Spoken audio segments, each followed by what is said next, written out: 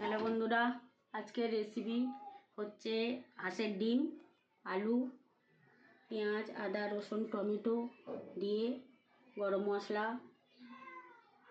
একটা কষা কষা হবে, মানে হাঁসের ডিমের কষা। শীতকালে হাঁসের ডিমটা খেতেই ভালো লাগে, তার জন্য একটা রেসিপি বানাচ্ছি, আপনারা দেখতে থাকুন।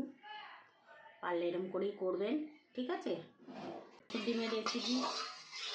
ডিমটা ভাজা হচ্ছে, একটু হাঁসের ডিমগুলো একটু চিড়ে নিলাম, একটু চিড়ে না নিলে মশলাগুলো ভাজে না। একটু হলুদের গুঁড়ো দিলাম তেলের মধ্যে, তাহলে ডিমটা ভাজলে একটু কালার আসবে। দিলাম ডিমগুলো সব, ডিমগুলো দিয়ে একটু ভেজে নেব। 7 চামচের মতন হলুদের গুঁড়ো দিলাম। ডিমটা ভাজা ভাজা হয়ে গেছে, তুলে নিচ্ছি। ডিমটা ভাজা হয়ে গেল। এবারে তেল গরম হয়ে গেছে, শুকনো লঙ্কা তেজপাতা দিলাম, দিয়ে এবার আলুটা দেবো।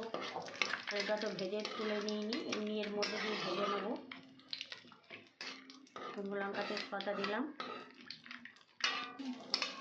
আলু দিলাম,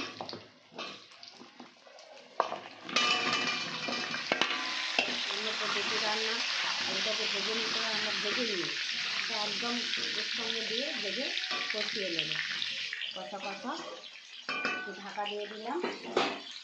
বন্ধুরা দেখতে থাকুন। বন্ধুরা 1 মিনিট হয়ে গেছে, 1 মিনিট পরে ঢাকাটা খুললাম, খুলে নাড়াচাড়া করে দিলাম। আলু ভাজা হয়ে গেছে, এর মধ্যে এবারে পেঁয়াজ দিয়ে দেবো। অন্য পদ্ধতি রান্না, আগে পেঁয়াজটা দিয়ে দিলাম, কাঁচা লঙ্কা দিয়ে দিলাম, টমেটো গ্রেভি করে রেখেছি আদা রসুনের সাথে।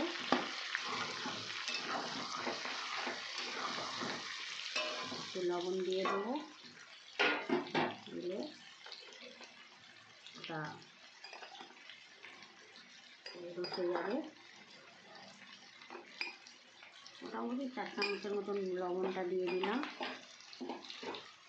নাড়াচাড়া করে 2 মিনিট ঢাকা দিয়ে রাখবো। 2 মিনিট পরে আবার খুলবো। 2 মিনিট পরে খুললাম, একটু নাড়াচাড়া করে দিলাম। পেঁয়াজটা হয়ে এসছে, ভাজা ভাজা হয়ে এসছে। এবারে বন্ধুরা আদা রসুনের পেস্ট দিলাম, দুটো পেস্ট একসাথে করেছি, পরিমাণ মতন দিয়ে দিলাম।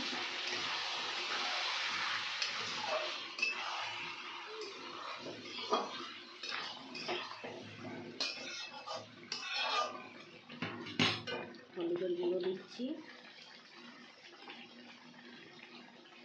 4 চামচ,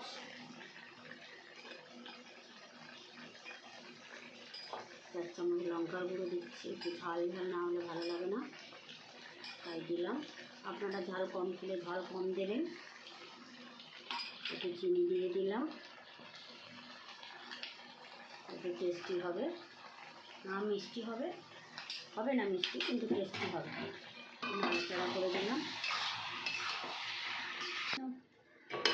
আমরা 2 মিনিট পরে করলাম, দেখছেন বন্ধুরা তেল ছাড়ছে। তেলটা ছাড়লে তবে তরকারিটা টেস্টি হয়। এখানে কষানোটা ভালো করে করতে হবে, তাই মোটামুটি এদিকে কালারটা কত সুন্দর এসেছে দেখুন বন্ধুরা। এরকমভাবে করবে, আপনাদের খেতে খুবই ভালো লাগবে।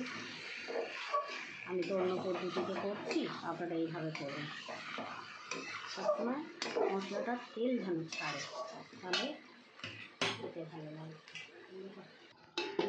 খুললাম, খুলে একটু কষিয়ে এবারে জল দিয়ে দেবো। আমার কষানোর তেল দেখছেন, আলুটার গায়ে থেকে তেল বেরিয়ে যাচ্ছে। দেখুন জল দিয়ে দিচ্ছি, পাশে জল গরম করছিলাম।